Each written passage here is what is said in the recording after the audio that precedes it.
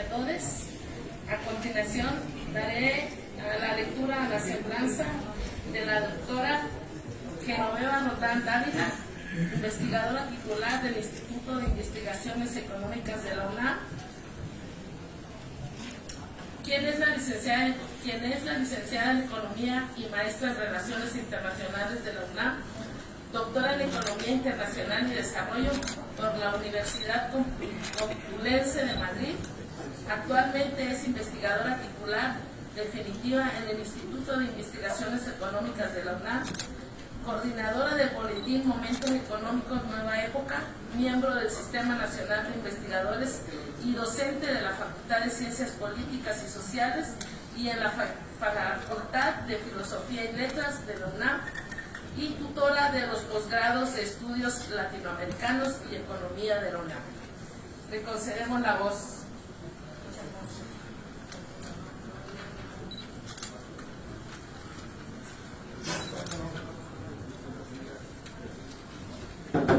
gracias. Buenos días a todas, a todos. ¿Se escucha? Hay que prenderlo. Muchas gracias. Muy buenos días a todos, a todas.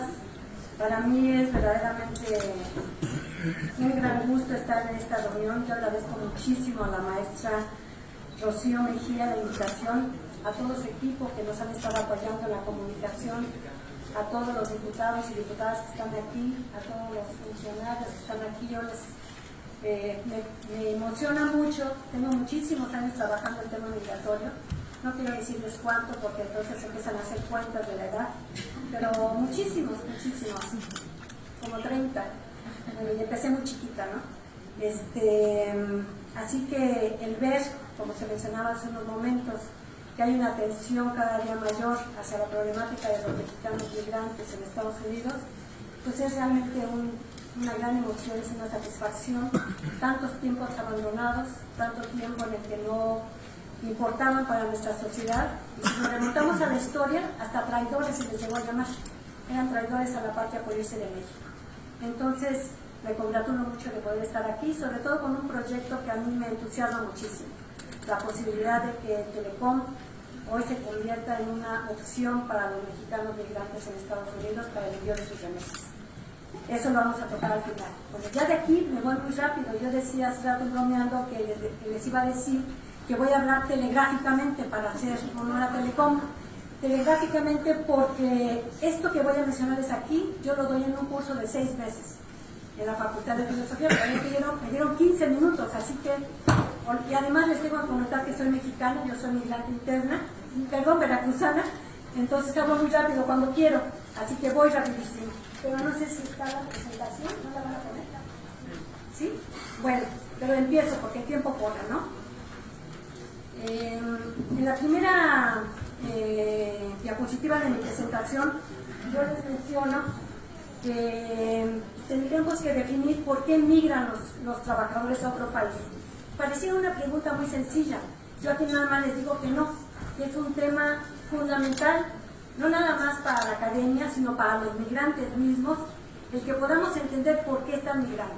Va a haber dos interpretaciones, como casi en todas las ciencias sociales, dos grandes interpretaciones. Uno, la perspectiva ortodoxa, si quieren le podemos decir la perspectiva neoliberal, y otra, la perspectiva heterodoxa, la perspectiva crítica, la perspectiva de izquierda, como le queramos llamar. En esa perspectiva crítica, si ponemos la primera diapositiva, por favor. En la primera diapositiva yo planteo las disyuntivas fundamentales que hay. Una, son decisiones individuales o son decisiones sociales. Dos, son decisiones de individuos libres, egoístas, racionales, hedonistas, así se les tipifica por el pensamiento ortodoxo, y esto ha llevado a plantear en las teorías a que hay una disyuntiva entre el homus económicos y el homus políticos. Entonces se supone que el migrante es un individuo racional que de una manera muy meditada toma la decisión de migrar. Hay otra gran posición que sería la nuestra, que es la que defendemos nosotros, en que la migración está obedeciendo a condicionamientos, no determinamientos, porque los seres los seres humanos no estamos determinados en nada. Tenemos la capacidad de tomar decisiones en un momento dado en nuestras vidas, pero sí estamos condicionados. Estamos condicionados por un contexto económico, político, social, cultural, histórico, en este caso es muy importante remarcarlo, para tomar la decisión de migrar.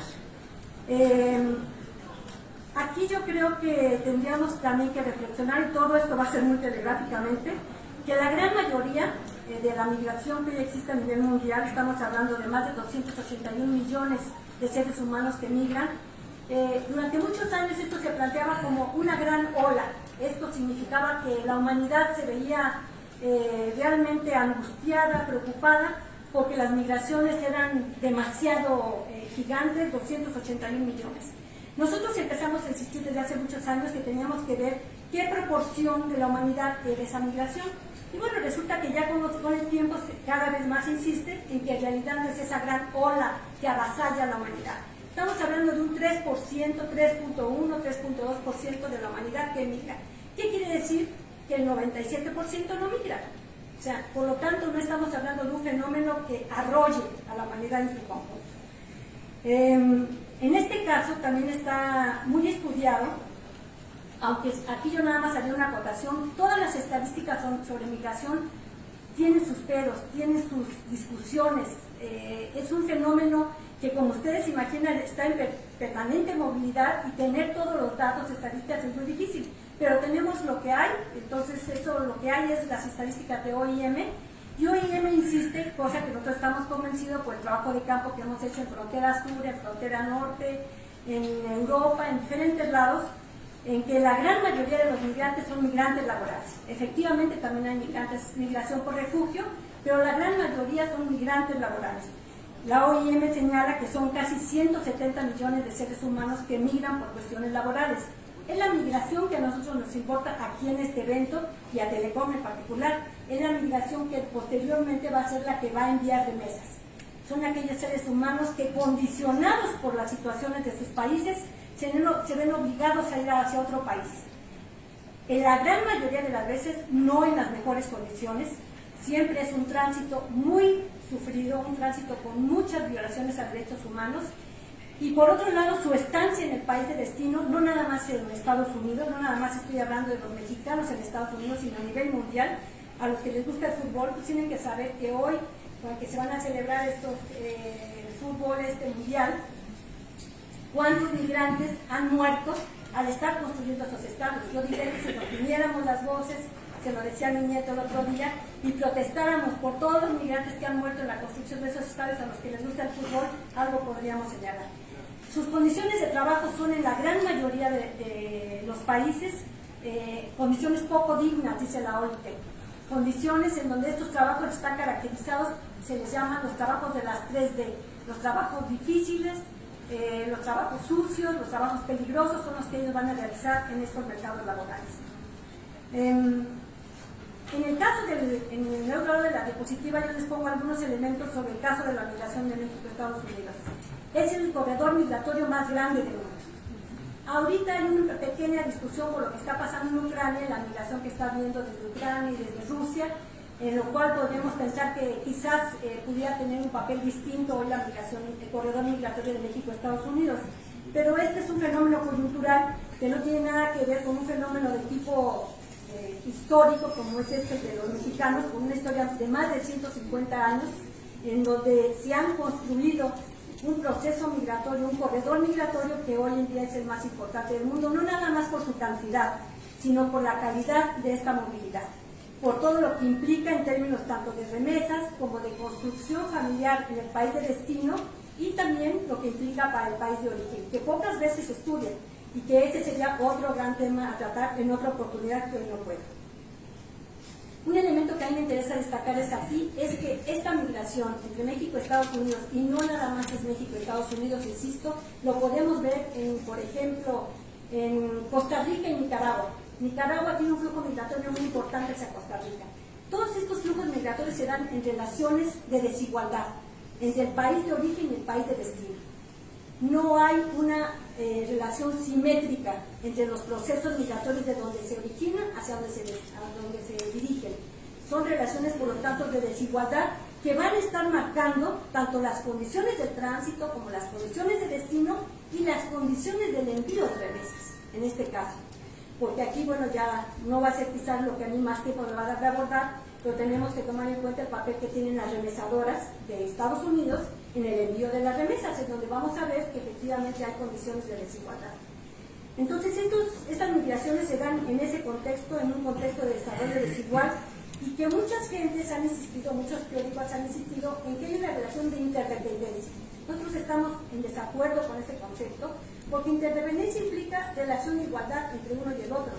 Nosotros hablamos de una complementariedad subordinada, en el caso de nuestro país hacia Estados Unidos en lo que se refiere al mercado laboral. Efectivamente, en México durante muchos años, y esto no es del neoliberalismo nada más, nos tenemos que remontar a la historia de México en su conjunto, tenemos mercados laborales muy débiles, mercados laborales que ni alcanzan a darle a la población económicamente activa el empleo que requieren, y los empleos que se generan son empleos informales en su gran mayoría, y empleos, como dice la OIT, no dignos en lo que se refiere al pago, a los salarios. Por lo tanto, por un lado vamos a tener eso en México, y por otro lado, que eso es lo que poco se estudia, yo se lo decía a la maestra Rocío, que mi perspectiva no es la que sugiere que la migración se explica por lo que pasa en México. Sin lugar a dudas es muy importante. Yo siempre digo que la migración es como una moneda. De un lado vamos a tener al país, las condiciones que hay aquí en México, y por otro lado vamos a tener las condiciones de Estados Unidos. Pero en este caso hay una complementariedad subordinada, porque quien requiere de esta fuerza de trabajo es el país de destino. Y pocas veces se hace mención de eso. Solo hay un momento en la historia de este flujo migratorio, de este corredor migratorio, que Estados Unidos aceptó que ellos necesitaban de esa fuerza de trabajo y se generan los convenios bracero. Y fue a solicitud de Estados Unidos, de los agricultores de Estados Unidos, que le dijeron al gobierno de Estados Unidos: necesitamos un convenio para poder traer trabajadores, no trabajadores del mundo, no, trabajadores mexicanos, porque ya habían demostrado hasta esa fecha que eran muy trabajadores, que resistían jornadas muy largas, que aceptaban pagos muy baratos a su desempeño laboral y que aceptaban las peores condiciones. Así se firman los convenios bracero. Por lo tanto, esto es algo que a mí me parece central en el análisis, que los gobiernos tendrían que insistir en la responsabilidad que tiene Estados Unidos en este proceso. Yo le decía a la maestra, empíricamente yo puedo demostrarlo, el tiempo no me lo da, sigo nada más muy rápidamente, pero yo les digo, ¿por qué la migración se detiene cuando hay crisis? ¿Quiere decir que dejó de haber pobreza en nuestro país, que dejó de haber desempleo, que se eliminó la diferencia salarial entre México y Estados Unidos? No, es porque allá no lo requieren. Y entonces, y en este caso las redes de los migrantes funcionan, no se vengan, no hay trabajo, ¿sí? Por lo tanto, desde mi punto de vista, quien detona, quien catapulta, quien explota el proceso migratorio son los Estados Unidos. Si estamos hablando del corredor México-Estados Unidos, son ellos, por lo tanto son ellos los que tienen la responsabilidad de ejercer una política migratoria diferente a la que han venido ejerciendo después de que se terminaron los convenios de acero. Esto para mí es central en el análisis. Yo no sé si por esta rapidez lo alcance a explicar o no. El otro punto que les quiero tocar, el de la vecindad. Mucho se habla de que la migración entre México y Estados Unidos es porque somos vecinos. Yo les digo, sí, no dudo que el término de vecindad influya, pero no es el único ni el más importante. Yo aquí les daría unos datos, pero ya no sé si me va a dar tiempo de dárselos, pero se los digo rápidamente. ¿Por qué de Canadá no se van hacia Estados Unidos? Hay más o menos 800,000 canadienses que se han ido a Estados Unidos. Es porque Canadá es otro país, no tiene el mismo nivel de desarrollo que tiene México. Entonces el término de vecindad es y no es un factor determinante para la migración entre México y Estados Unidos. ¿Por qué lo digo esto? Porque yo aspiro a que un día los mexicanos no se vayan. Porque yo aspiro un día que en este país les podamos dar empleo, que no se tengan que ir a otro país. ¿Sí? Porque a mí no me enorgullece que estén en Estados Unidos. Por lo tanto, y por eso señalo lo de la vecindad, porque el hecho de que seamos vecinos no es ¿cómo se diría? Algo ya, la espada de Damocles en la que ni modo, pues como somos vecinos vamos a tener que seguir migrando toda la vida, ¿no? Yo creo que la construcción de un proyecto de nación distinta, que les asestamos, por eso está la 4T, con la cual yo comparto lo fundamental de sus planteamientos, construir un país distinto, que le permita a los mexicanos no tener que buscar la opción de irse a otro país. Punto. Ya hay Ya les hablé de lo del detonador de la migración. La siguiente diapositiva, por favor. No, creo que faltó una anterior. Hay una gráfica que para mí es muy importante presentárselas. Yo sé que ustedes tienen muchos datos, yo no los voy a agobiar con datos porque yo sé que muchos de ustedes los están viviendo y los conocen, pero esta gráfica yo no he visto que la tengan y para mí es muy importante. Los mexicanos no le van a quitar el empleo a los estadounidenses. Que acuérdense que es el gran discurso que viene desde históricamente en Estados Unidos, pero que Trump lo explotó al máximo. Es que son los que nos vienen a quitar los empleos. Ahí está una gráfica que demuestra cómo crece, cómo se comporta el empleo de los nativos y cómo se comporta el empleo de los mexicanos. Vamos casi paralelamente. Y es más, ahí se ven las caídas. Si ven esa caída que es de 2008, 2009, 2010, por ahí así, es porque siempre cuando hay una crisis en Estados Unidos, a quien más golpea es al empleo de los migrantes, ¿no? Entonces, por eso les quería presentar esta gráfica. Yo sé que ustedes tienen muchos datos, pero en este caso creo que apuntala la idea que tenemos que seguir defendiendo. Los mexicanos no le quitan el empleo a los nativos.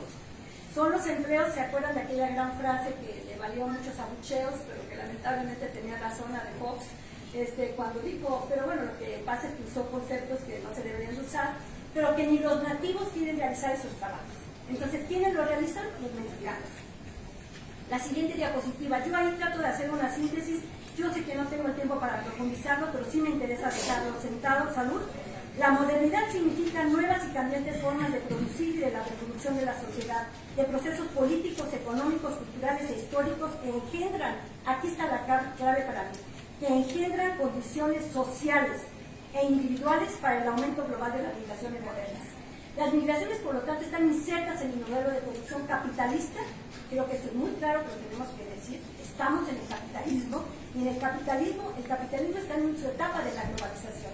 En esta etapa, pero además históricamente ha sido así, el capitalismo engendra migraciones, engendra condiciones para que las migraciones se den a nivel individual y a nivel social. Y vamos a encontrar que en las diferentes etapas del capitalismo han estado articuladas con estos procesos migratorios. Se fortalece lo nacional. Esto es algo que también para mí es muy importante dejarlo claro, porque regularmente vamos a escuchar que con la globalización lo nacional prácticamente desapareció, cosa que es absolutamente falsa. Lo nacional se sigue fortaleciendo, aún en condiciones de apertura, aún en condiciones de tratados de libre comercio, de TEMEC o de lo que sea, o de globalización. ¿Cómo olvidar? ¿Y ya se me acabó el tiempo?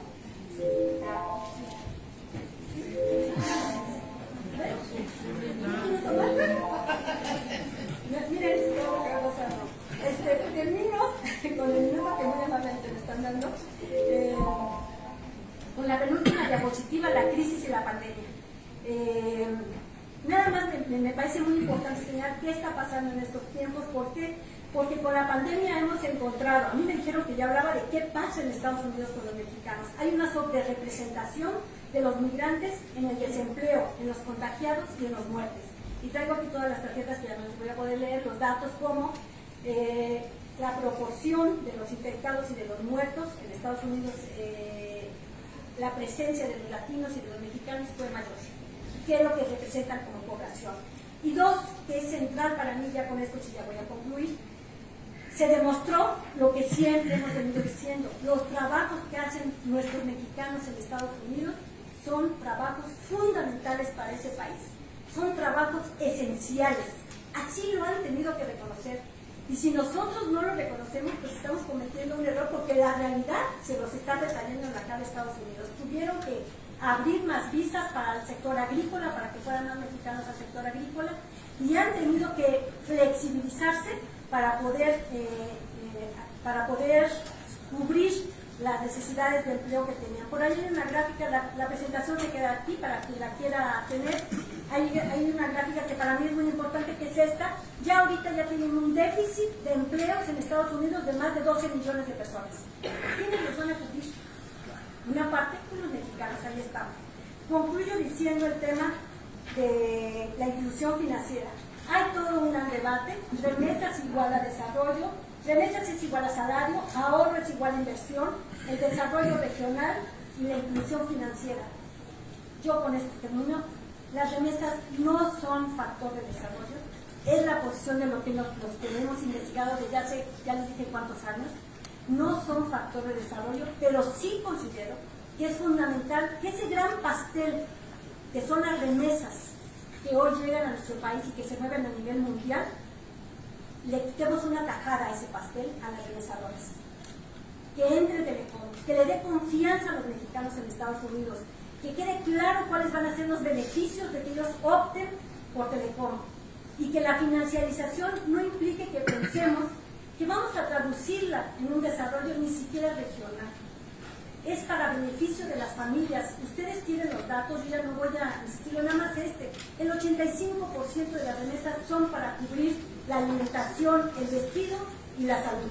Entonces, no hagamos sueños guajiros, no le hagamos caso al Fondo Monetario Internacional y al BID que nos quieren engolosinar, porque ellos sí ven como un gran pastel eso, porque ellos sí quieren ese dinero. Pero nosotros seamos claros, lo que nosotros queremos en todo caso, lo que Telecom debe de querer, lo que yo quiero para los mexicanos es apoyarles. Cómo hacer que se abaraten los costos de esos envíos, cómo apoyarlos para que ese dinero que llega lo puedan manejar mejor. Muchas gracias.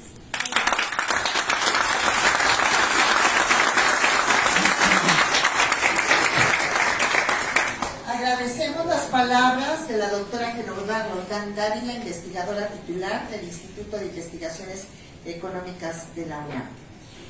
Hace uso de la palabra el doctor Francisco Ricardo Schiffel Padilla, Procurador Federal del Consumidor. Muchísimas gracias, doctor, por su participación. Muchas gracias por la invitación.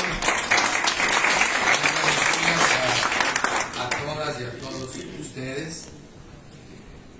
Desde hace poquito más de 2 años, el presidente Andrés Manuel López Obrador nos instruyó en la Profeco que iniciáramos el quién es quién en las remesas, que es un monitoreo mensual sobre las condiciones de las remesas.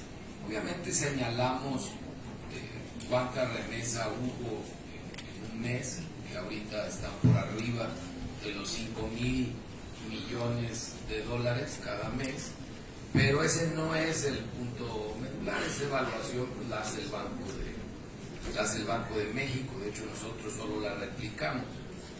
Lo que tiene como esencia este servicio del gobierno federal a esas heroínas y héroes que remiten, que envían cada mes un promedio de $350, es empoderarles con información que les permita tomar la mejor decisión de la vía del envío, porque en eso radica que el dinero rinda, esos dólares rindan en pesos acá en México. En un principio habíamos revisado si era importante ver las remesas de la Unión Europea o de Canadá, pero la verdad a la hora de revisar números es muy poco significativo el monto de envíos de Canadá o de la Unión Europea, no que por eso no haya paisanos en esos lugares. Sin embargo son muy pocos y envían muy poco.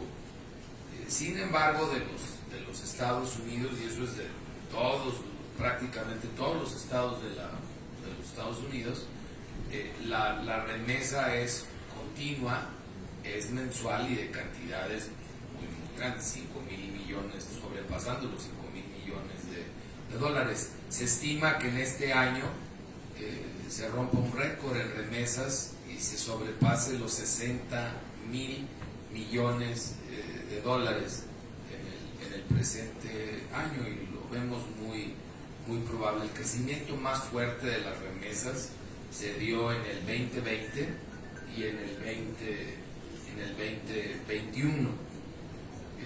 Teníamos la duda de que el problema de la pandemia afectara el tema de las remesas. Sin embargo, fue al contrario.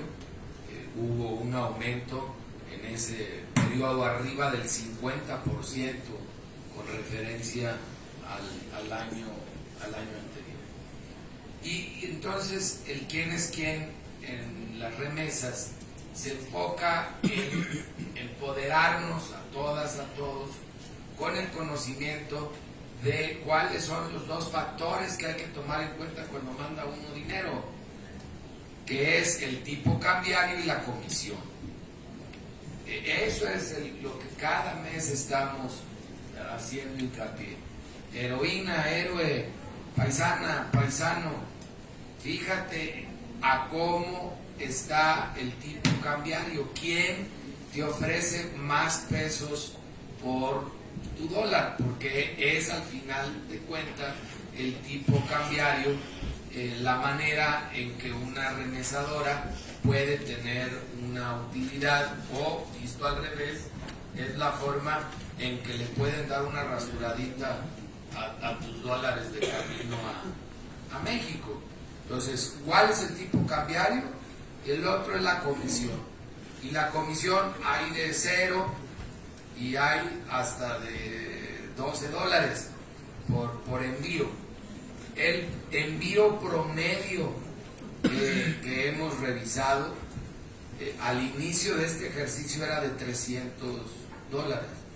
pero el envío promedio aumentó a $350 en el 2020, mediados del 2020. Entonces hicimos el ajuste, porque ese envío promedio hoy en día de $350 es el que te permite ver las condiciones promedio para ese envío. Entonces esos $350 también estudiamos a dónde llegan, y esos $350 llegan a mamá o a esposa en más del 80% de los casos. Es la mamá del la o el migrante, o es el cónyuge, normalmente la cónyuge. Entonces lo reciben mujeres. ¿Y en qué lo gastan? ¿A qué lo aplican? Que muchos tenían la teoría que como ibas a Electra a recoger el dinero, que se te pegaba en el camino una licuadora, un refrigerador, y no es cierto. A lo mejor hace unos años, muchos, pero no hoy en día. Hoy en día las personas compran material para construcción como primera opción. Entonces, en un mes compran varilla, y luego en otro comprarán arena, y ya al final pues el material que no puede durar mucho tiempo, que hay que aplicarlo luego como el cemento. Pero esa es la primera opción. Entonces, ¿qué están haciendo? Están ahorrando. Están ahorrando vía los inmuebles que van mejorando, van construyendo. La segunda son medicamentos, que está muy por abajo del tema de materiales para la construcción, y la tercera son ropa, sobre todo calzado. Y ya pero muy abajo es el tema de la alimentación, de la comida. Yo tengo un hermano que vive en Estados Unidos, ha vivido toda su vida. Tengo muchos primos hermanos en distintas partes de los Estados Unidos, y estos números a mí me hacen lógica en relación a como dicen en mi pueblo, a mis conocencias, ¿no? a mis propios parientes, amigos, amigas que remiten. La persona acá en México usa sus ingresos normales, que pueden ser en muchos casos la pensión, por el caso de una mamá, para comprar la comida. Sus ingresos normales o su pensión o el apoyo a adultos mayores, ese es el que utilizan para comprar el alimento. Y el envío de la remesa es el ahorro a través del mejoramiento de inmuebles, la compra de inmuebles, sobre todo terrenos, y irlos construyendo. Eso es lo que hemos visto en estos más de 2 años que llevamos el ejercicio. La información que les platico es en base a encuestas formales que hemos realizado acá en México, no en Estados Unidos. Y en estas dos variables les puedo decir que MoneyGram y Western Union llevan muchos meses, yo digo años, siendo la peor opción remesadora en los Estados Unidos, y que por mucho Ulink en envío de efectivo y en envío de cuenta a cuenta ha sido por mucho tiempo la mejor opción. Pero junto con Ulink, en el tema de ventanillas en México, y ahora con los esquemas que están desarrollando también desde los Estados Unidos, Telecom, estoy seguro que muy pronto la vamos a ver reflejada como una de las dos mejores, si no es que la mejor opción para mandar el recurso a México, para convertir a pesos esos dólares y hacerlos llegar a mamá o a esposa acá en México. Y esto es porque Telecom no tiene un afán de lucro como todas las demás remesadoras sí lo tienen, y Telecom está presente en toda la República Mexicana. Después de OXXO es el que más ubicaciones tiene en el país. A diferencia de OXXO, Telecom está presente en muchos municipios donde no hay absolutamente ningún servicio, y combinado con ahora los cajeros de Banco del Bienestar, se está realizando ya una cobertura muy amplia que estaremos monitoreando mes con mes y haciendo votos para que este servicio cada vez sea más utilizado y empodere más a esos hombres y mujeres que con su esfuerzo sostienen en México a una parte de su familia o a toda su familia. Muchas gracias por la invitación. Estamos aquí.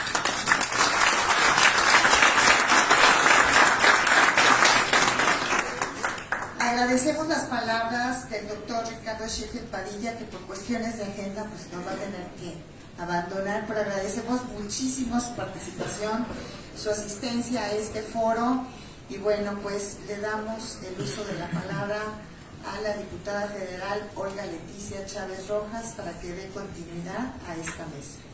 Muchísimas gracias, doctor, por su participación. Muchas gracias.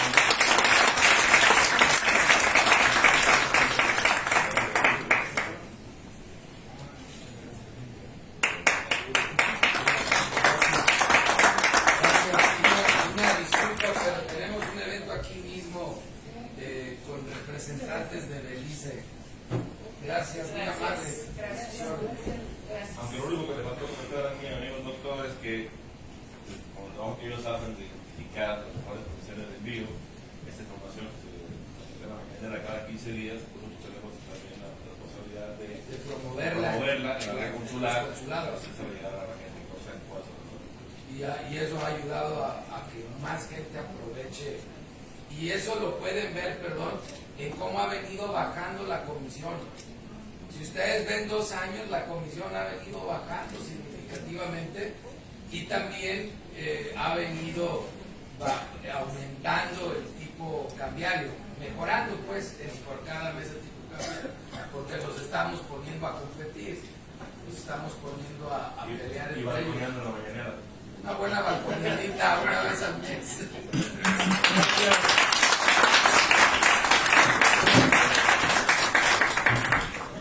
Bueno, lamentablemente se tiene que retirar el doctor Francisco Ricardo Sheffield, pero pues de todos modos quiero que lo conozcan, vamos a hablar un poquito de él, de quién es. Okay. El doctor Francisco Ricardo Sheffield es un abogado y político leonés, máster en Derecho Internacional por la Escuela de Leyes de la Universidad Harvard y doctor en Derecho Procesal por la Universidad Autónoma de Nuevo León.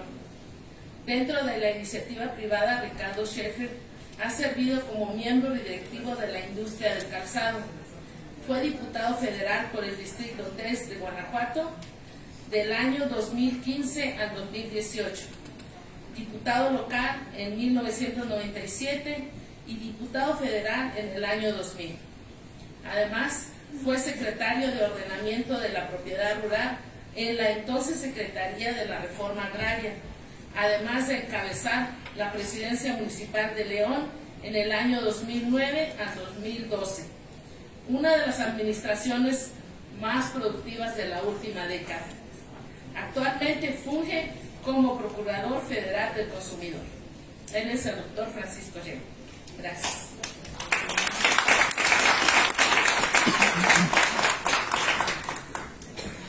Y a continuación daré la lectura de la semblanza del maestro ingeniero.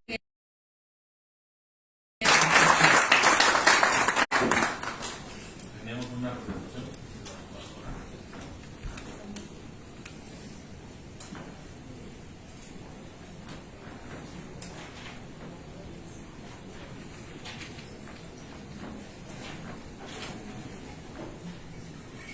Pues muy buenos días a todos y todas. Muchas gracias, amiga Rocío, por la invitación. Una muestra más del trabajo conjunto que venimos haciendo algunas dependencias del gobierno federal para impulsar acciones y programas que apoyen y fortalezcan a las comunidades en el exterior. A diferencia de lo que dijo la compañera de la UNAM, la migración es un fenómeno tan antiguo como la humanidad y es un derecho humano. Yo tengo que luchar porque se reconozca como un derecho humano y se creen las condiciones adecuadas para que la migración pueda ser como se establece en el pacto de las migraciones, de una migración ordenada, documentada y acompañada y segura. O sea, como bien se mencionó, hay un déficit de trabajo, de puestos de trabajo vacantes en los Estados Unidos y tendrá que ser cubierto por mano de obra que venga del exterior. Lo que tenemos que lograr es que sean condiciones justas de trabajo, condiciones justas de vivienda y un ingreso bien pagado y la entrada documentada a los Estados Unidos. Ya ustedes ven en Estados Unidos un programa que con todas sus deficiencias, pero un programa como el que existe con el Canadá, que es un acuerdo binacional de empleo temporal en los Estados Unidos. Este año ha aumentado la cantidad de visas para trabajadores temporales, las H2A y las H2B, en empleos en el campo y en empleos en diferentes servicios, porque la demanda es muy grande. Entonces lo que tenemos que buscar es que en conjunto con el Servicio Nacional de Empleo, con la Secretaría del Trabajo, en Relaciones Exteriores y con el gobierno de los Estados Unidos podamos impulsar que todos los empleadores y empleados puedan entrar en comunicación, en intercambio y adjudicación de puestos a través de una plataforma que nos permita hacer el acompañamiento desde que reciben la oferta hasta que trabajan y regresan al país de una forma segura. Pues siempre va a seguir existiendo, sin tenemos que acompañar. El Instituto de los Mexicanos en el Exterior, órgano concentrado de Relaciones Exteriores, es uno creado por decreto presidencial desde el año 2004 y tiene el mandato de precisamente llevar a cabo la vinculación con las comunidades en el exterior y desarrollar programas y acciones que nos permitan tener un acercamiento y un acompañamiento para ayudar a nuestros mexicanos que residen en el exterior. Aquí una numeralia básica, son 12 millones de personas migrantes de primera generación, se encuentran en los Estados Unidos, y tenemos cerca de 6 millones de personas indocumentadas solamente en los Estados Unidos. Pero también tenemos un universo, y acá la diputada no me dejará mentir, de entre 4 y 6 millones de mexicano-americanos de bajos recursos con necesidades de apoyos de toda la índole. Y hacia allá, ese sería, digamos, nuestro público objetivo atender. Atendemos a todos los mexicanos en el exterior, pero creo que en los Estados Unidos nos tenemos que concentrar. Y vienen de ahí precisamente la mayor parte de las remesas que se reciben en este país. De estas personas indocumentadas, de las personas de menos recursos y que siguen teniendo mucho nexo con México, y de los trabajadores temporales. Solamente este año estaremos hablando de cerca de 400,000 trabajadores temporales en los Estados Unidos que en un periodo de 3 a 10 meses que estarán laborando en los Estados Unidos también se convertirán en remesadores, son parte de nuestro público. La siguiente, por favor. ¿Qué llevamos a cabo nosotros? Acciones en materia de salud, deporte, educación financiera, desarrollo económico, vinculación con las comunidades, cultura de comunidades, temas de género. Estamos desde el año pasado impulsando el tema también de atención a pueblos originarios y bueno, el tema de las estadísticas en conjunto con la Junta de Instituciones de México en el exterior. La siguiente. Hablando del contexto en el que se encuentra nuestra población, sabemos que hay cerca de 51 millones de latinos en los Estados Unidos, y un 12% de ellos no tiene acceso a una cuenta bancaria convencional. También estamos hablando de un gran porcentaje, sobre todo los mexicanos indocumentados, no tienen acceso a seguro médico, no tienen acceso a ahorro para el retiro y en muchos casos no tienen acceso a cuentas bancarias. En muchos estados, como Estados Unidos, estos derechos para ser indocumentados no tienen este acceso. La siguiente. ¿Qué llevamos a cabo en la red consular? Con la red consular hemos desplegado una serie, la siguiente, por favor.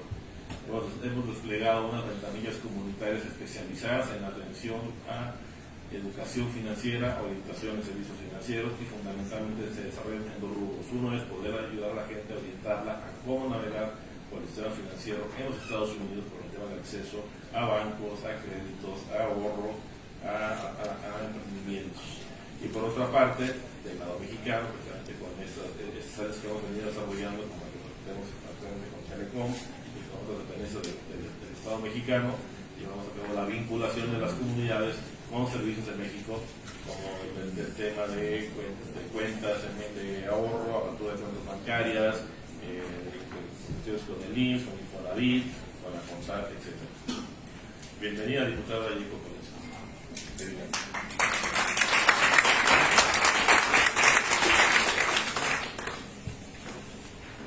La siguiente, por favor. Una actividad que llevamos anualmente para el tema de educación financiera. Llevamos a cabo una semana de educación financiera integral para mexicanos en el exterior, que busca dar información, capacitación a través de talleres, webinarios sobre los servicios financieros, a través de herramientas relacionadas a planeación, administración y protección de los recursos de la diáspora mexicana. La CEFIME ha tenido hasta ahora un impacto de hemos alcanzado 1 millón de personas aproximadamente en toda la red consular. La siguiente.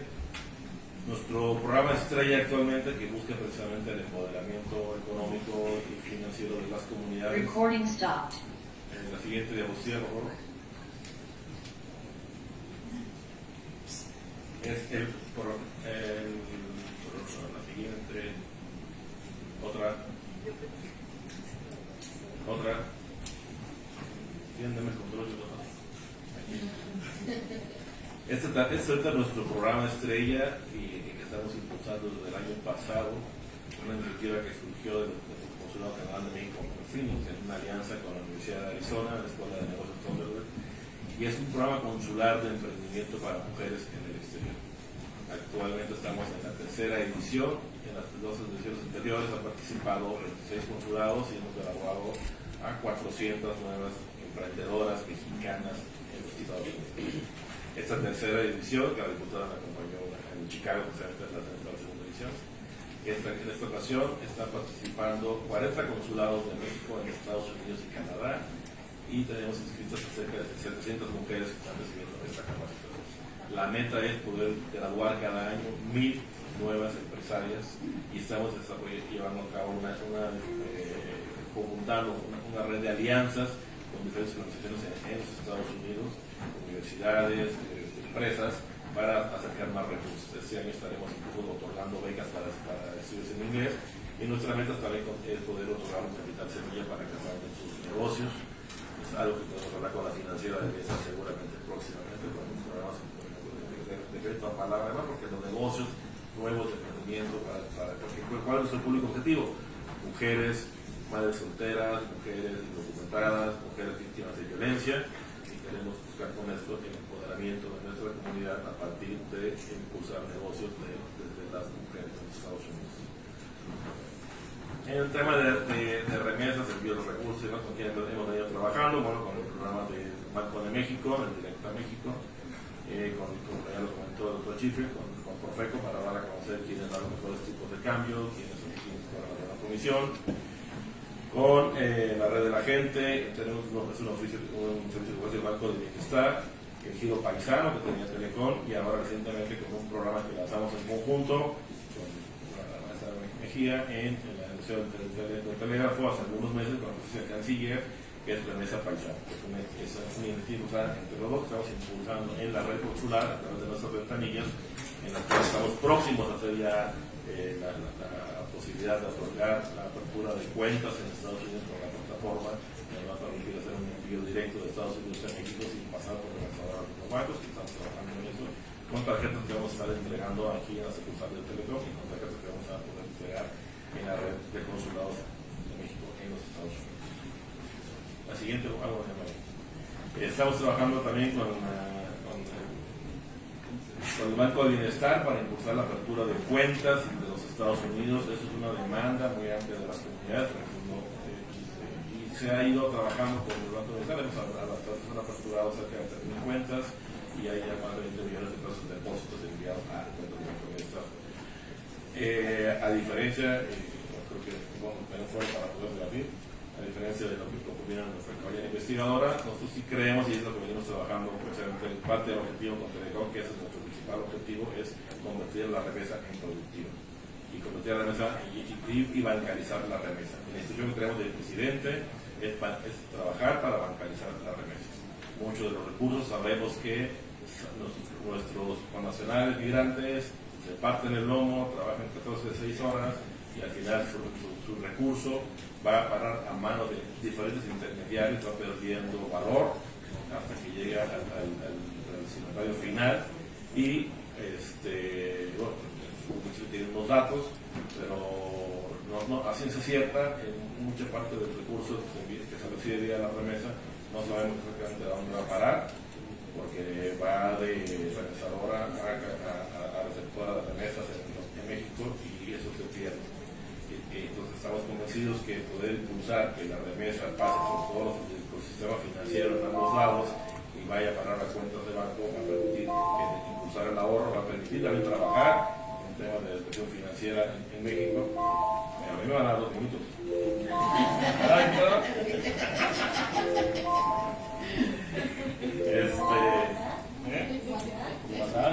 No, serán 2 minutos.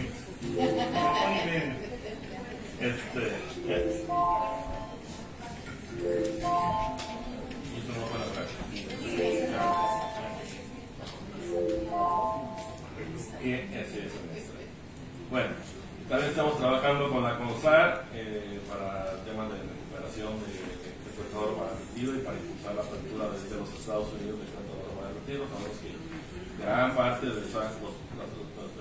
personas indocumentadas y en el exterior, como por los Estados Unidos, no pueden tener un ahorro para el retiro. Estamos intentando que puedan recuperar cuentas que tenían en México o que puedan aperturar nuevas cuentas, pensando que puedan alcanzar una pensión, al menos la pensión mínima que otorga el sistema de México.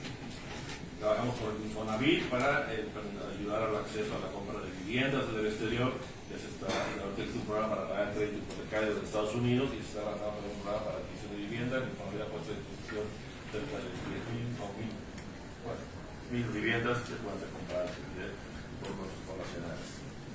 Con el Instituto Mexicano de Seguro Social lanzamos un programa que contiene un paquete de 5 seguros que permite la cobertura de enfermedades en la enfermedad, de riesgo de trabajo, invalidez y vida, retiro, cesantía, guarderías. Aparte nos ayuda también a crear un fondo de ahorro para el retiro. Para que aquí es un ya hablamos con el INSS que se modificara el sistema de ellos o la Comisión General para que se puedan hacer pagos semestrales y anuales del programa de afiliación que cubre a toda la familia y que vamos a estar luchando con nuestros amigos de Zacatecas y Michoacán para los diferentes comunidades. También publicamos cada año una guía de Más Vale Estar Preparado donde ponemos toda la información sobre todos los programas externos que llevamos a cabo desde el gobierno federal y ahorita estamos trabajando por instrucciones del presidente en unas mesas de trabajo con representantes de federaciones migrantes en los Estados Unidos y en las cuales una de las mesas de trabajo tiene que ver precisamente con acciones de inclusión financiera y educación financiera. Estamos trabajando en un proyecto de coinversión migrante que aquí por los diputados nos están acompañando, que vendría o buscamos que venga a reemplazar el proyecto anterior que tenemos en transporte. Hasta ahí lo daré.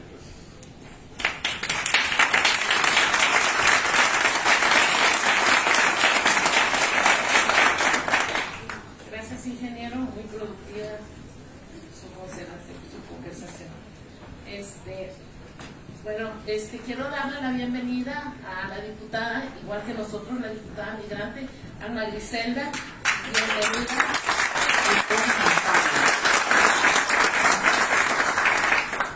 igual le damos la bienvenida a la diputada Jacob Poleski. Bienvenida, diputada, gracias por asistir. Y como esta es mi última participación en esta mesa, en esta primera mesa de trabajo, no sin antes irme quiero expresar una frase que muchos de los que somos revolucionarios sabemos de dónde viene, no es mía, pero la he adoptado porque soy migrante desde más de 30 años. Estuve más de 20 años sin venir a mi México y pues todo lo que estamos viviendo como que me da nostalgia, ¿no? Aunque ya tengo un rato viviendo aquí en México, no dejo de dejar de sentir ese dolor de haber dejado mi patria tanto años. Pero esta frase la he adoptado y quiero que la conozcan ustedes para que vean cómo nos sentimos los mexicanos en el exterior. Desahuciado está el que tiene que marchar a vivir una cultura diferente. Así nos sentimos los mexicanos en el exterior. Gracias por escuchar.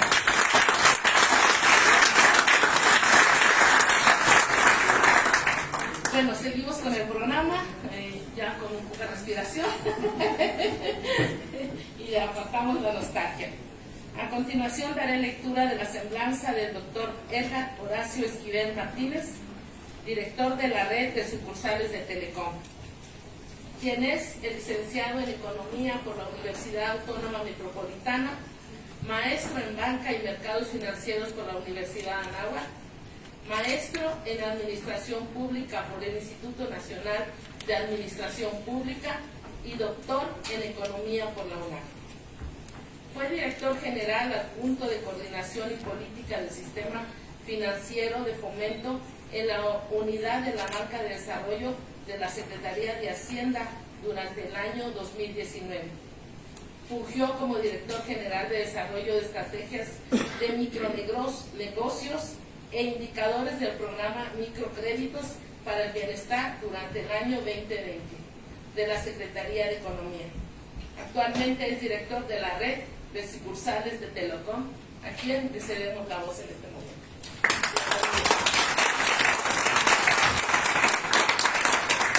Creo que ya está corriendo el reloj. Bueno, me voy a apurar. Buenas tardes a todos días, todavía. Aquí la doctora comentaba que no iba a agobiarlos con muchos datos, entonces creo que yo voy a ir un poquito en la dirección opuesta y voy a darles algunos datos de lo que son las remesas. Creo que ha sido muy completo lo que han expuesto y por ser el último, pues de alguna forma voy a redondear lo que han venido comentando tanto el doctor Sheffield como el ingeniero Gutiérrez y la doctora. Creo que ahí hay un debate entre si las remesas son productivas o no. Hago una pequeña presentación que no sé si me apoyan poniéndola, pero continúo por cuestiones de tiempo. Efectivamente, las remesas, de acuerdo a datos duros que ofrecen distintas instituciones como son Banco Mundial, el Fondo Monetario, el Banco de México, el INEGI, encuestas que hacen distintas instituciones y dependencias, y en realidad hay un conglomerado de información que uno tiene que ir recabando y captando de distintos lugares para darse una idea de la película que presentan los migrantes cuando se van al exterior. Algo que señala el Coneval, pues es que las remesas sí contribuyen a reducir la pobreza y las remesas también, aquí lo vamos a ver en un momento, tienen un efecto doble que va tanto a lo micro como a la parte macroeconómica. Yo aquí les presento las remesas, cómo han venido evolucionando en los últimos 10 años, del 2011 a la fecha. Ya lo comentaba el doctor Sheffield también, han crecido, pero en particular del 19 para acá lo han hecho a tasas de 2 dígitos de manera muy marcada. El último año del 21 crecieron al 27%. En lo que toca al volumen, la siguiente por favor, las remesas, digamos en los últimos 10 años, de más o menos 69 millones de operaciones que se enviaban anualmente, hoy estamos en 136 millones de operaciones. Este es el volumen que se envía anualmente y ahorita vamos a ver las cifras mes a mes, cómo ha ido evolucionando. Y en cuanto a montos, aquí mencionaban de 350, al día de hoy, ya con datos del Banco de México, veremos que el monto promedio ya está arribita de $400. O sea, vamos a pasar a la siguiente para ver un poco cómo se comporta este mercado.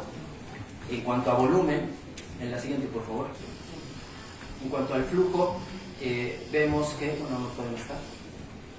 El flujo vemos que ha aumentado, ya también lo dijeron aquí, está en $5,000 millones mensuales, lo que envían los migrantes, y en cuanto a operaciones es de 13 millones. Todavía no está la gráfica, pero estos 13 millones inciden de manera directa en el monto de remesas que ha recibido el país. Algo que se señalaba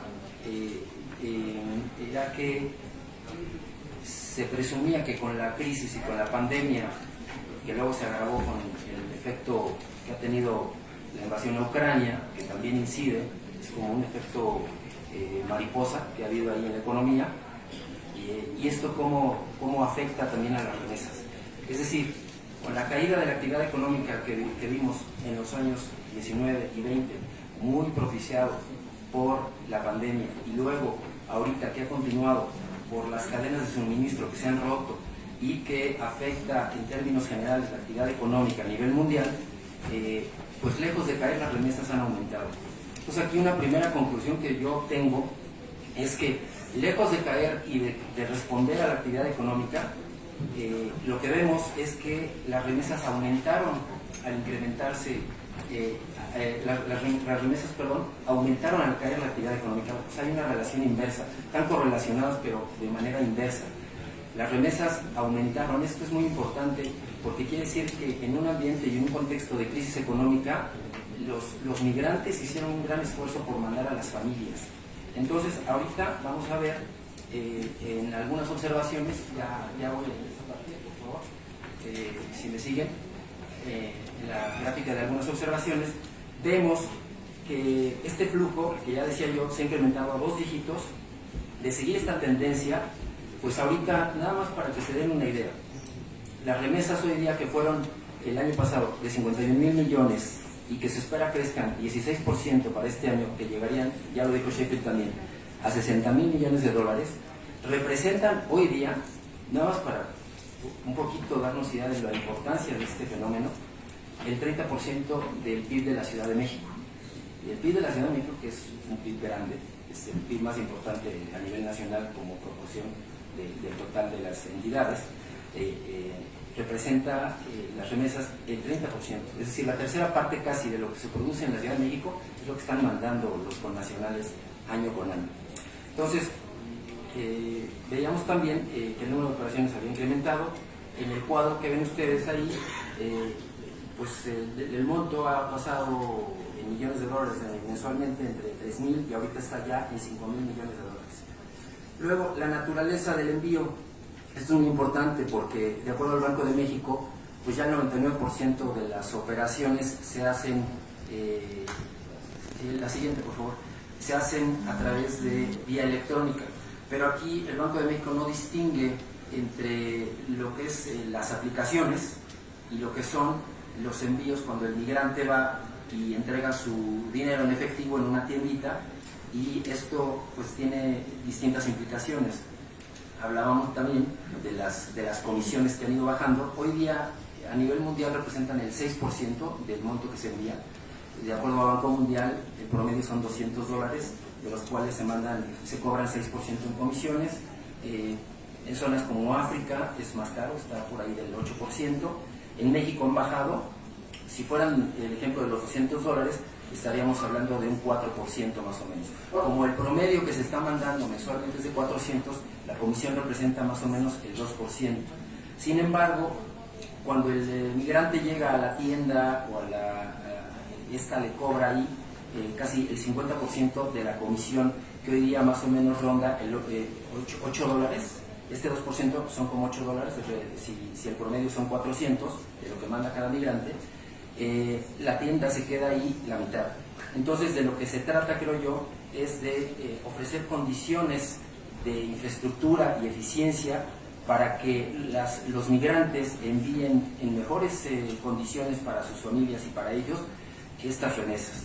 Es decir, quitar algunos actores. Ahorita En este esquema que yo les planteo, hablamos de la tiendita, la remesadora, la empresa intermediaria y finalmente el que le da la remesa aquí a la familia. Son 4 actores y los 4 se llevan algo en este proceso. ¿Cuál es la idea? Y creo que la directora general de Telecom les va a dar esta solución mágica que tenemos ya, que es quitar a estos usureros que le quitan el 50% de la comisión que se la quedan solo por llevar el dinero a nuestros nacionales. Entonces, con esta opción vamos a poder, o en general se busca que se abarate el envío de remesas, en el caso particular de México, pero a nivel mundial pues sería lo ideal. Hablaba yo aquí del fenómeno que representó el proceso económico, las secuelas que estamos viviendo por la pandemia, y si me ayudan con la siguiente, porque esa sí quiero que la pongan, es la de remesas y balanza de pagos. Quiero ahí mostrarles el efecto macroeconómico que tienen las remesas. Nosotros, si vemos el sector externo, que es donde dedicamos a las remesas, ahí tenemos en exportaciones a nivel total y anual más o menos 494 mil millones de dólares, y por importaciones tenemos alrededor de 505 mil millones de dólares. Entonces estamos hablando de, grosso modo, esto representa entre importaciones y exportaciones el 90% del PIB nacional. Las remesas, con solo el 5% del PIB nacional, es decir, las remesas, estos 51 mil millones de dólares representan aproximadamente el 5% del PIB nacional, tienen un efecto muy importante porque permiten y contribuyen a estabilizar el déficit que tenemos de manera estructural en la balanza de cuenta corriente, de la balanza de pagos. Es decir, medida la parte del sector externo donde metemos exportaciones, importaciones, remesas, exportaciones de petróleo, manufacturas, turismo, inversión extranjera directa, inversión extranjera de cartera. De todos estos elementos, ahorita las remesas ya están en segundo lugar, solo detrás de las exportaciones de autos, por ejemplo.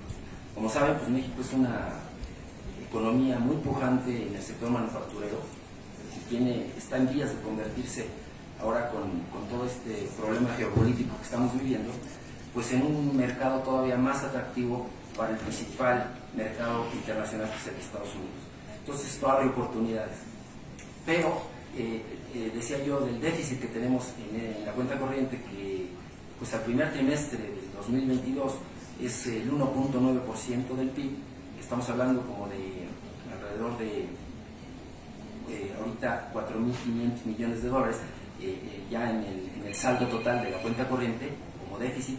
Las remesas, se logró gracias a la entrada de los 51 mil millones por remesas y otro poquito más por turismo, que son 20 mil millones. Pero pues esto lo único que refleja es la importancia que han ido cobrando las remesas a nivel de toda la economía, porque pues hace no menos de unos 20-25 años estaban al nivel del turismo en cuanto al monto e importancia que tenía. Y hoy día pues ya estamos en vías de llegar, este año vamos a cerrar ya con 60 mil millones. En cuanto a remesas por estado, ahí pues los principales ya los conocemos, son Jalisco, Michoacán, Guanajuato, Estado de México, y llama la atención porque el mercado de la Ciudad de México es un poquito atípico, ¿verdad? O sea, aquí se concentra prácticamente todas las actividades productivas, porque las empresas tienen aquí sus oficinas centrales, todos los intermediarios financieros tienen aquí oficinas. Entonces, pues eso permite y facilita que el envío de remesas a la Ciudad de México llegue de manera expedita. Entonces esto lo ubica en el quinto lugar prácticamente del envío de remesas. Sin embargo, quería yo mostrarles, pero pues no ha avanzado la presentación, en cuanto a la importancia de las remesas por estado. En cuanto a la importancia de remesas por estado, pues está, ya lo dijimos, Jalisco, Michoacán, Guanajuato, Distrito Federal, Guerrero y Chiapas. Y ahí quiero destacar el caso de Chiapas porque prácticamente está creciendo exponencialmente. Creció el año pasado 73% la recepción de remesas en Chiapas. Y en los centros remesadores que tiene el estado son San Cristóbal, Comitán y Tapachula. Y aquí pues nos lleva a hablar un poquito de las remesas que son en tránsito. Como saben, en Tapachula hay muchos migrantes de Centroamérica y del Caribe que reciben remesas y que luego mandan, o que mandan remesas también, pero principalmente que reciben, lo que hace que Tapachula se haya convertido en un centro remesador importante. Entonces, Chiapas, digamos, esto explica, de cierta forma, por qué Chiapas creció 73%. Pero en general, decíamos, las remesas han crecido a doble dígito. Hoy día, por ejemplo, por país, el principal receptor de remesas a nivel internacional es la India, y México ya desplazó a China, pero pues, ustedes dicen, China e India tienen alrededor de 1.400 millones de habitantes, México tiene 130 millones, sin embargo es el segundo lugar como receptor de remesas internacionales. Esto habla de la importancia que tiene. Por el tamaño de la economía mexicana, no representa a lo mejor más que un 5%, pero ya vimos un poco cómo ayuda y contribuye a equilibrar el déficit que tenemos en cuenta corriente de la balanza de pagos. Como mercados expulsores, pues son, el principal es la India, el segundo es México y el tercero es Rusia. Pero Rusia también es un importante receptor de migrantes, y esto obedece a que pues, tiene ahí 14 repúblicas que formaban parte de la Unión Soviética junto con Rusia, entonces mandan muchos migrantes para allá. Y esto pues, está hablando en general, ¿verdad? Porque ahorita estamos viviendo un proceso coyuntural que seguramente, si viéramos la fotografía al día de hoy, pues veríamos que a lo mejor Rusia ya está expulsando más migrantes que cualquier otro mercado del mundo. Luego, decíamos aquí, si me ayudan por favor, que en cuanto a municipios más remesadores de estos 10 estados, ya decíamos en el caso de Chiapas, en Jalisco está Guadalajara, prácticamente las capitales de estos estados son las que más reciben, salvo Guerrero, que pues la capital económica es Acapulco, pero y Veracruz, que es la capital, Jalapa recibe más que Veracruz. Ahí es cómo se comportan por municipio dentro de los estados que más remesas reciben a nivel nacional. Respecto al uso de las remesas, creo que hay un debate aquí, ¿verdad? Porque en una encuesta se dice que es a construcción. Yo en las que he visto es a consumo en general, como alimentación, vestido, pago de deudas, en fin, y ya pues después digamos que ya construcción. Pero en esa parte de construcción me llama la atención porque hablaremos aquí de un progreso improductivo, como diría un economista. Y progreso improductivo porque no se construyen puentes ni carreteras, se va pues a jacuzzis en las casas, jacuzzis, en fin, adecuaciones que se hacen dentro del hogar. Y finalmente, el origen de las remesas. Las remesas prácticamente, la última lámina, vienen de Texas y California. Y salvo el estado de Sonora, que vienen de Arizona, allí ven ustedes más o menos cómo se van comportando, pero los mercados principales de origen son estos dos estados. Y llegan pues a los que ya comentamos. Y como conclusiones yo nada más lo diría. Hemos evidenciado en los últimos 3 años que ante una caída de la producción del Producto Interno Bruto incrementaron las remesas. Segundo, que las remesas ayudaron y contribuyeron a mejorar o a estabilizar y a tener un efecto macroeconómico favorable dentro del sector externo de la economía. Además de, desde luego, de contribuir a la economía familiar de las personas que reciben estas remesas. Y como corolario nada más, decir pues que sí tenemos que generar una infraestructura adecuada para que las remesas se paguen en condiciones más favorables para los migrantes, que es, creo yo, es lo que estamos todos trabajando hoy día. Muchas gracias.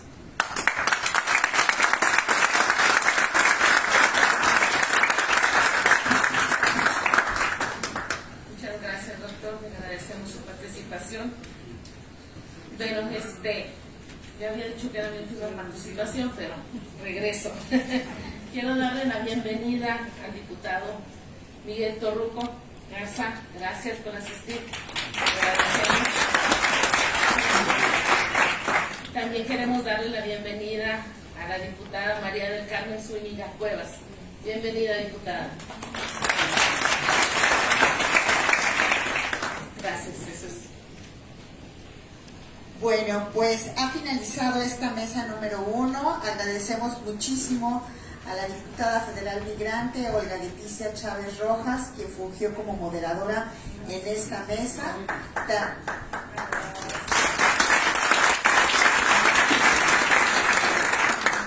Así como a los ponentes, como la doctora Genoveva Roldán Dávila,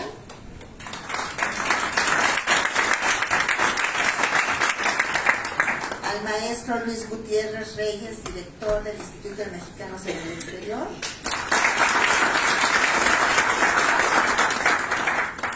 al doctor Ricardo Schiffel, que se tuvo que retirar, que estuvo con nosotros también,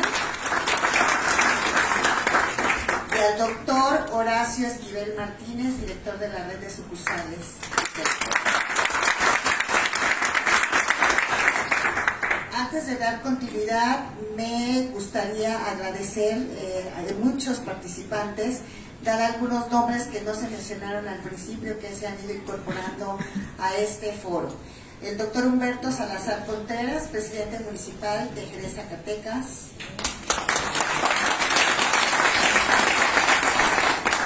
A Pablo Godoy, director regional para las provincias del oeste. A la diputada María del Carmen Zúñiga. Rafael Martínez Ponce, presidente de la Alianza Cooperativa Nacional.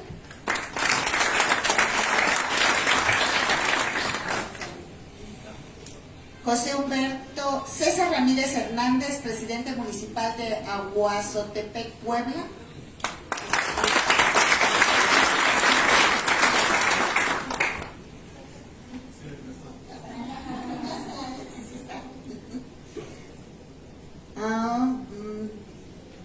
A Ana Santellanos, coordinadora del programa Segunda Oportunidad de ONU Mujeres.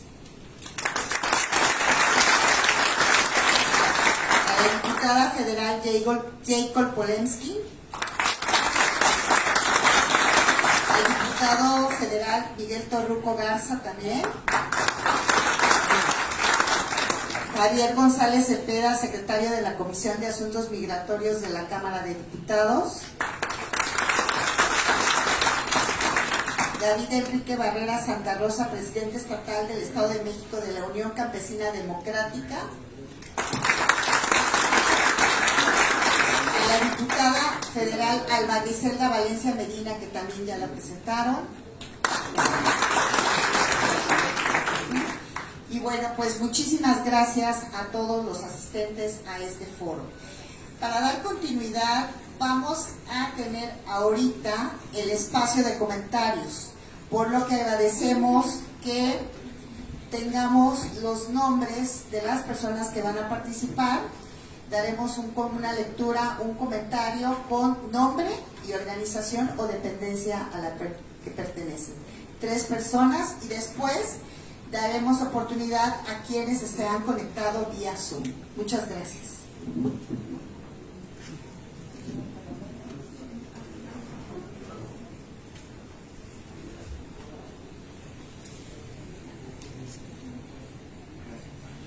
Buenos días, muchas gracias por la invitación. A todos los panelistas, mi nombre es Iván Reyes, secretario de la Secretaría de Zacatecano Migrante. Seré muy breve, pero sí me gustaría puntualizar en varios temas. Lo que comentaba la doctora Roldán sobre que las remesas no son factor de desarrollo, efectivamente, me parece que en este momento esa es la situación, y creo que el reto es lo que menciona el ingeniero Gutiérrez, convertir las remesas en que sean remesas productivas, y específicamente en el tema de Zacatecas, para el gobernador David Monreal, ese es el objetivo y es lo que nos ha instruido. ¿Y qué estamos haciendo para atender este tema? Pues creo que el objetivo es crear programas que incentiven la inversión para que se conviertan en un detonador en los estados, y no únicamente en temas de emprendimiento, también, como lo comentaba el ingeniero, en temas de vivienda. Por lo cual me parece muy importante que la comunicación entre las entidades, como en este caso con el Instituto de los Mexicanos en el Exterior, sea demasiado estrecha. ¿Por qué? Porque a través de este instrumento tenemos el alcance nosotros como Secretaría a llegar a los, si no mal recuerdo, 50 consulados que se tiene en Estados Unidos, y que tenemos esa posibilidad de llegar a compartir los programas y todas las acciones que estamos emprendiendo.